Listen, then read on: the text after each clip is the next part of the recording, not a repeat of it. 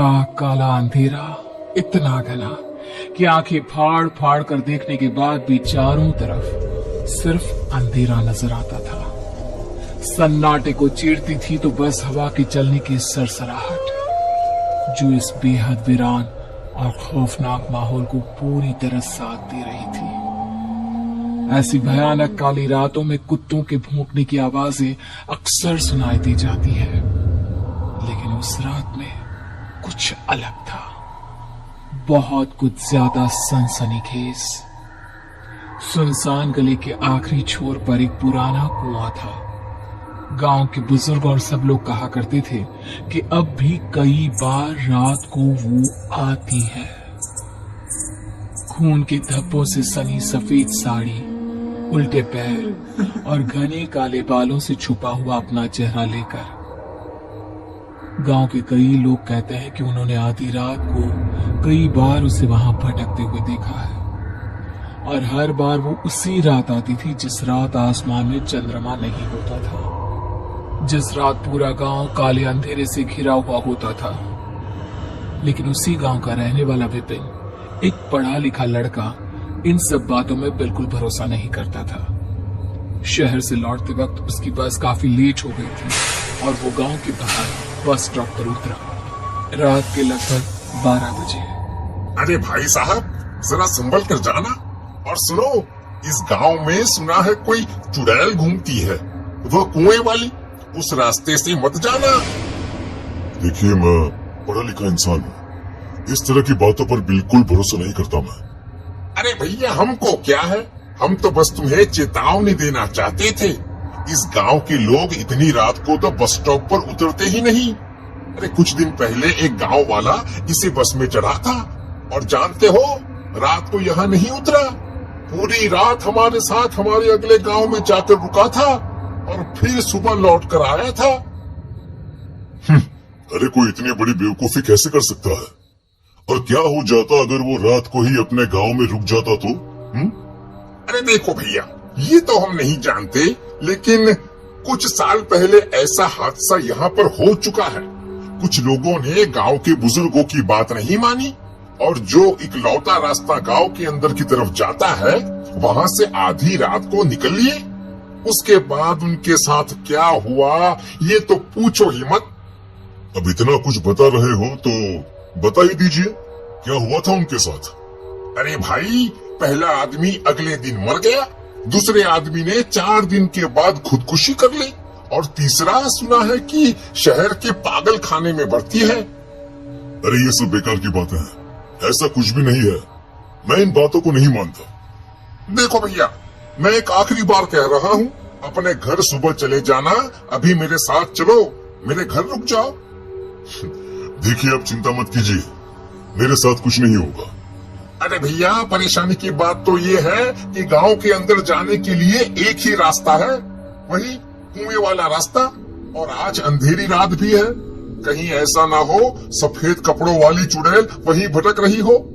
कोई बात नहीं, अगर भटक रही होगी तो उससे भी मुलाकात कर लेंगे, अपना फोन नंबर दे देंगे, और फिर अगली बार जब आपसे मिलेंगे तो बात जरूर करवाएंगे आपकी। अरे ठीक है भैया, जैसी तुम्हारी मर्जी, और चुड़ैल का फोन नंबर आप अपने पास ही रखना, हम तो चले। विपिन बस ड्राइवर की बात नहीं सुनता और गांव के सुनसान रास्ते पर आगे बढ़ता है। आज पहली बार विपिन का दिल जोर से धड़क रहा था, उसे थोड़ा थोड़ा सा डर लगने लगा था। आज पहली बार न जाने क्यों उसके कलेजे में कंपकपी सी हो रही थी।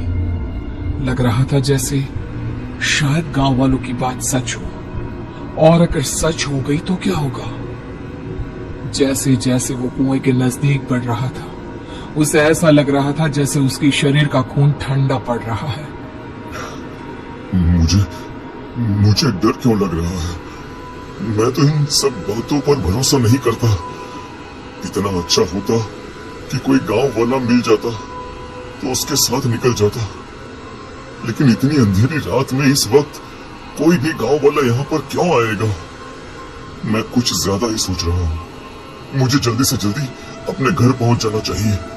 लेकिन भगवान ने शायद विपिन की प्रार्थना सुन ली थी, विपिन ने अचानक से अपने पीछे किसी के कदमों की आहट सुनी। एक बार के लिए उसके माथे पर पसीना आ गया और उसके कदम वहीं रुक गए। लेकिन तभी उसके कानों में एक बुजुर्ग औरत की आवाज आई। अरे बेटा, गांव की तरफ जा रहे हो, जरा मुझे भी अपने साथ ले चलो। देखो ना, मेरे हाथ में भारी थैला है, मुझसे उठाया भी नहीं जा रहा। अरे माँ जी, इतनी रात को आप यहाँ पर क्या कर रही हैं? और कहाँ रहती हैं आप? वही गांव के मंदिर के पीछे की तरफ मेरा घर है बेटा। क्या है ना, पास वाले गांव गई थी, लौटने में देरी हो गई। अरे कोई बात नहीं माँ जी, आप मेरे साथ चलिए। अच्छा ही हुआ कि आप मुझे मिल गई। पता नहीं क्यों पहली बार आज मुझे इस रास्ते से गुजरने में मुझे डर लग रहा था। लाइए लाइए, आपका थैला मुझे दीजिए। भगवान तुम्हारा भला करे। लो बेटा, ये थैला तुम पकड़ लो। विपिन उस बुजुर्ग औरत का थैला उठाकर उसके पीछे पीछे चलने लगता है। जैसे ही वो दोनों उस कुएं के नजदीक पहुंचते हैं, अचानक से कुएं से किसी की आवाज आती है। मैं तुम्हारा ही इंतजार कर रही थी, कहाँ थी तुम? बेटा जल्दी चलो, मुझे लग रहा है उस डायन के आने का वक्त हो चुका है। अगर हम यहाँ से सही वक्त पर नहीं निकले तो हम दोनों को खा जाएगी। क्या हुआ माँ जी, क्या हुआ? क्या आपने भी वही आवाज सुनी जो अभी अभी मैंने सुनी थी? हाँ, तुम ठीक कहते हो, वो आवाज मुझे भी सुनाई थी। अब जल्दी चलो, हम यहाँ से जल्दी निकलते हैं बेटा। बुजुर्ग औरत तेज कदमों से आगे की तरफ चलने लगी। विपिन भी उसके पीछे पीछे चल पड़ा। कुछ ही देर में वो दोनों उस कुएं से काफी आगे निकल गए। जानती है माँ जी, आज आपकी वजह से मेरी जान बच गई। वैसे मैं इस चुड़ैल वाली बात पर कभी भरोसा नहीं करता था। गांव के लोग बोलते थे कि यहाँ पर एक भूतनी घूमती है, लेकिन मुझे लगा वो सब झूठ है। लेकिन आज इस बात पर मुझे भरोसा हो गया। मैंने खुद उसकी आवाज सुनी है। अरे बेटा, गांव के लोग जो भी कहते हैं ना, वो सब सच कहते हैं। चलो, हम तो वहां से बचकर निकल आए। अम्मा जी, आपका घर आ गया। हाँ बेटा, यही मेरा घर है। ये थैला तुम यहाँ रख दो, अंदर आओ, थोड़ा पानी पीकर चले जाना। नहीं नहीं माँ जी, 12 बजे से ऊपर टाइम हो गया है, मुझे अब चलना चाहिए। देखिए, काफी रात भी हो गई है, घर वालों को चिंता हो रही होगी। अरे बेटा, एक गिलास पानी पीकर जाने में क्या बुराई है। और वैसे भी तुम कितनी बुरी तरह से डर गए थे। इतनी रात में अकेले जाओगे तो डर जाओगे ना बेटा। नहीं डरूंगा माँ जी, और वैसे भी मेरा घर अगली गली में ही है, मुझे उस कुएं के पास से नहीं जाना है। बड़े बूढ़ों की बात मान लेते हैं, पानी पियो और फिर चले जाना। अच्छा ठीक है माँ जी, अगर आप कहती हैं तो मैं यहाँ रुककर पानी पी लेता हूँ। मैं यहीं आंगन में खाट पर बैठा हूँ, आप मेरे लिए पानी ले आइए। वो बुजुर्ग औरत धीरे धीरे कदमों से चलते हुए घर के अंदर जाती है और कुछ ही देर के बाद विपिन को अपने कानों में घुंघरूओं की आवाज सुनाई देती है। वो जैसे ही नजर उठाकर सामने देखता है तो एक लाल साड़ी पहनी हुई एक खूबसूरत सी लड़की सर पे घूंघट ओढ़ के उसकी तरफ चली आ रही थी। उसके हाथ में पानी का गिलास था। ये लीजिए, पानी पी लीजिए। आप कौन है? मेरा नाम रूपाली है। आप कितनी खूबसूरत लग रही हैं इस लाल साड़ी में।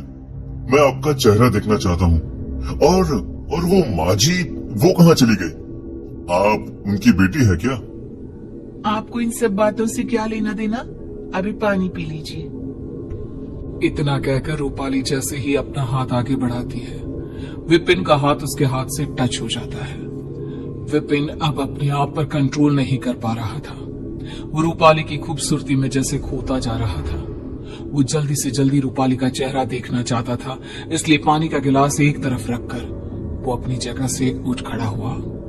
उसने अपना हाथ रूपाली के घूंघट की तरफ बढ़ाया, जिस पर रूपाली कुछ कदम पीछे हट गई।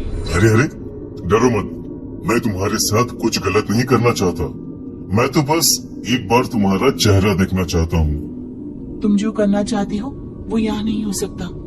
उसके लिए तुम्हें मेरे साथ इस घर से बाहर चलना होगा। अरे लेकिन क्यों? ओ समझ गया, वो तुम्हारी अम्मा है इस घर में। शायद इसलिए तुम्हें उनसे डर लग रहा है। अरे वाह, तुम तो बहुत समझदार हो। चलो मेरे साथ आओ। बिना कुछ सोचे समझे विपिन रूपाली के पीछे पीछे चल पड़ता है। रूपाली विपिन को उसी कुएं के पास ले जाती है जहां पर अक्सर वो सफेद साड़ी वाली भूतनी घुमा करती थी। अरे तुम इस वक्त मुझे यहाँ पर क्यों लेकर आई हो? क्या तुम जानती नहीं ये जगह बहुत खतरनाक है? जानती हूँ, लेकिन पता है डर की वजह से इतनी रात को यहाँ पर कोई नहीं आता। तुम और मैं आराम से यहाँ बैठकर बातें कर सकते हैं। मुझे बस एक बार तुम्हारा चेहरा देखना है। अच्छा ठीक है, फिर अपनी आंखें बंद करो, मैं अपना घूंघट हटाती हूँ। विपिन ने अपनी आंखें बंद की। अब अपनी आंखें खोलो। विपिन ने जैसे ही अपनी आंखें खोली उसने देखा कि उस लड़की का पूरा शरीर एक जवान लड़की की तरह खूबसूरत था, लेकिन उसका चेहरा ठीक वही था जो उस बुजुर्ग औरत का था। ये देखकर विपिन जोर से चीखने लगा। नहीं, क्या है ये सब? और कौन हो तुम? वो लड़की बिना कुछ कहे विपिन के सामने ही उस कुएं में कूद और विपिन पागलों की तरह उसे आवाज लगाता रहा। वो पूरी रात वहां बैठकर आवाज लगाता रहता है। धीरे धीरे सुबह होती है और विपिन को इस हालत में देखकर गांव के लोग वहां इकट्ठा हो जाते हैं। अरे भाई, अरे कल तक तो ये लड़का बिल्कुल ठीक था, है? अरे क्या हुआ है इसे? विपिन अजीबोगरीब हालत में कुएं की मुंडेर पर बैठकर कुछ अजीब से शब्द बड़बड़ा रहा था और लगातार किसी को आवाज दे रहा था। अरे भाई, मुझे तो लगता है कि वो चुड़ैल फिर से जिंदा हो गई है। उसकी वजह से ही इस लड़के की ऐसी हालत हुई है। उसके बाद गांव के लोगों ने विपिन को ठीक करने की और उसे उसके घर छोड़कर आने की बहुत कोशिश की, लेकिन विपिन जैसे हमेशा के लिए कुएं की उस मुंडेर पर कैद होकर रह गया।